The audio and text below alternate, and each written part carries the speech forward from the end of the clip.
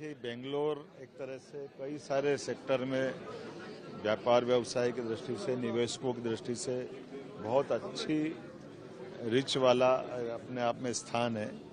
ऐसे में यहाँ से भी एक भाई की तरह मध्य प्रदेश में भी लोग इन्वेस्ट करें और कर्नाटक से भी जुड़े रहे, इस भाव के आधार पर ही हमने अपनी बात कही है। दोस्तों नमस्कार, मैं रम्मू सिंह। निवेशक मध्य प्रदेश में क्यों नहीं आना चाहते? शिवराज सिंह चौहान जब मुख्यमंत्री थे तब उन्होंने हाई फाई कई इन्वेस्टर मीट के आयोजन किए। अब मुख्यमंत्री मोहन यादव कर्नाटक गए हैं, बेंगलोर गए हैं। वहां निवेशकों से उन्हें कहना पड़ा, आप कर्नाटक से भी जुड़े रहें और मध्य प्रदेश में भी निवेश करें। मध्य प्रदेश निवेश की दृष्टि से बहुत अच्छा स्थान है। मुख्यमंत्री तो कहते हैं मध्य प्रदेश अच्छा स्थान है, मगर यह बात निवेशक क्यों नहीं समझ रहे हैं?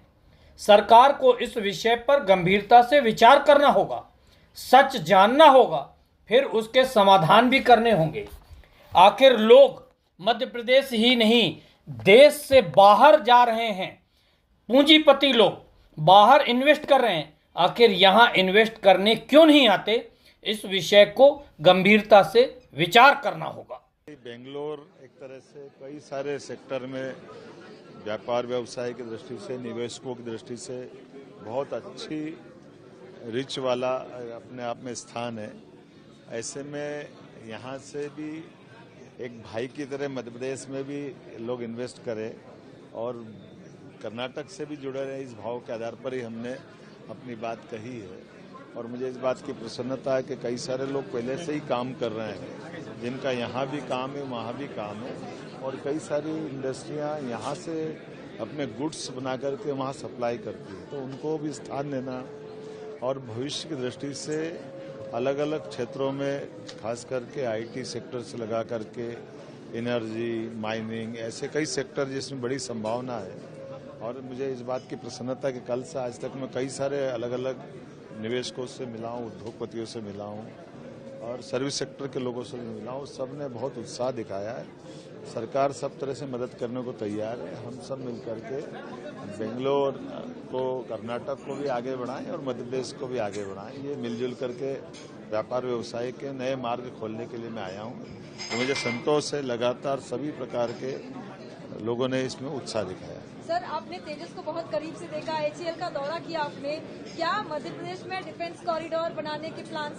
उनके प्रस्ताव आ रहे हैं, उस पर भी, उनके अलावा भी बाकी और सेक्टर के लोग भी काफी बड़े पैमाने पर मध्य प्रदेश में निवेश करने को तैयार है। इसी महीने 28 तारीख को हमारे रीजनल कॉन्क्लेव ग्वालियर में होने वाली है।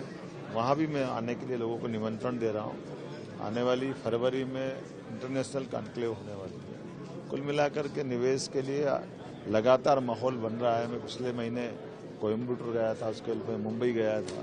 पूरे देश के अलग अलग राज्यों में हम दौरा कर रहे हैं और मध्य प्रदेश में निवेश की संभावनाओं को लेकर बात भी कर रहे हैं। हर जगह से अनुकूल प्रस्ताव आ रहे हैं। सर, हम जो है दक्षिण के अगर शहरों की बात करें, जैसे हैदराबाद से शहर है, आईटी से लगातार जो है काफी कंपनीज जो वहाँ पे इन्वेस्ट कर रही है। मध्य प्रदेश में क्या ऐसा देखा जाएगा कि आने वाले दिनों में स्टार्टअप सिटी और आईटी सिटी जैसी कोई शहर जो है वो देखने को मिले? निश्चित रूप से इसकी संभावना पूरी है और हम ये आश्वस्त कर रहे हैं कि जैसे मध्य प्रदेश में सभी प्रकार के इंफ्रास्ट्रक्चर बहुत अच्छे हैं, लॉ एंड ऑर्डर की कोई परेशानी नहीं है, एनर्जी हमारी सरप्लस है, बहुत संभावना जिसमें इस सारी अनुकूलता जिसके भरोसे से वो भविष्य में इसी प्रकार से आगे बढ़े, ऐसे मध्य प्रदेश को इसी संभावना को लेकर आए।